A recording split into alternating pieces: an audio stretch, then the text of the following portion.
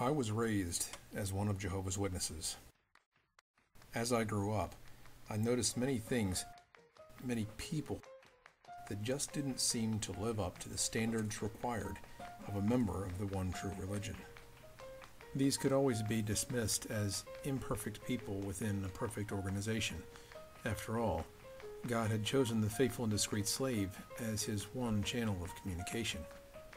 I was taught that the faithful and discreet slave, spoken of in Matthew chapter 24, verse 45, was the remnant of faithful anointed Christians alive on earth today. They were entrusted to dispense spiritual food at the proper time, following the inspection that took place in 1919. After God appointed the faithful and discreet slave, to question them would be to question God's authority and God's decision-making. Therefore, faith in God is contingent upon faith in the faithful and discreet slave. As one of Jehovah's Witnesses, you are taught specific dates and concepts like 1914, 1919, the anointed, and the other sheep. You are also led to believe that because you have that knowledge of those dates and concepts, you are somehow superior in Bible knowledge and understanding than other so-called Christians. The sad reality, though, is that you are never allowed to question or test the information that you are taught by the Watchtower. An explanation is provided for just about everything, for why Jesus returned in 1914, to why the faithful and discreet slave was appointed, to why you should listen to them. But you can't question beyond the answers that are supplied. When you're told things like, the faithful and discreet slave, the very ones who are charged with dispensing the food at the proper time, are the remnant of the anointed on earth today, you can never ask questions like, does that mean all of the anointed are responsible for dispensing food? And if so, are they all consulted before information is published in the Watchtower?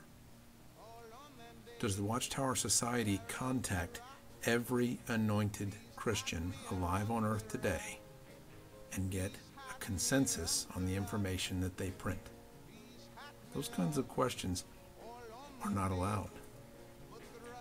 This is what led me to question my beliefs as one of Jehovah's Witnesses, and ultimately to lose faith in the Watchtower Society. It was completely by accident that I came across a date in a history book. As part of the research for a talk on the Theocratic Ministry School, I was thumbing through a historical atlas, and I came across a timeline. It was a timeline of ancient cultures, and one thing that caught my eye was that the date for the destruction of Jerusalem didn't line up with 607. The Watchtower Society is very insistent that Jerusalem was destroyed by the Babylonian Empire in 607. This is how we, through a series of calculations based on other scriptures in the Old and New Testament, arrive at the date of 1914 for the return of Jesus Christ. As you can imagine, I was taken back by this discrepancy, so I decided to research the matter further. Every history book that I consulted, every library book that I checked out, all agreed with a different date than 607. In fact, every other resource I checked returned 586 or 587 as the date Jerusalem was destroyed. The significance of this cannot be overstated. If 607 is incorrect, then 1914 is also incorrect as the date that Jesus returned as king.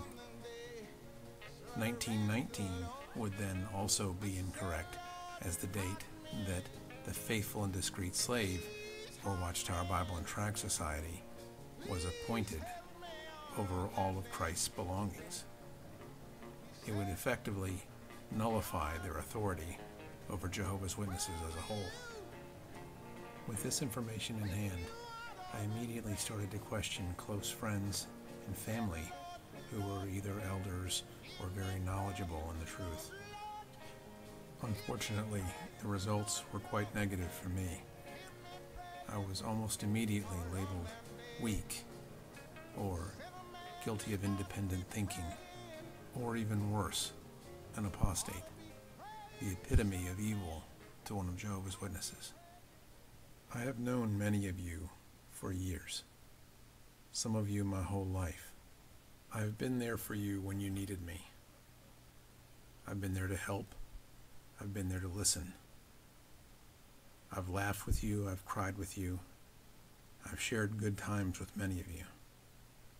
Knowing this, how can you say or think that I am evil? Simply for questioning a flawed doctrine based on inaccurate historical information.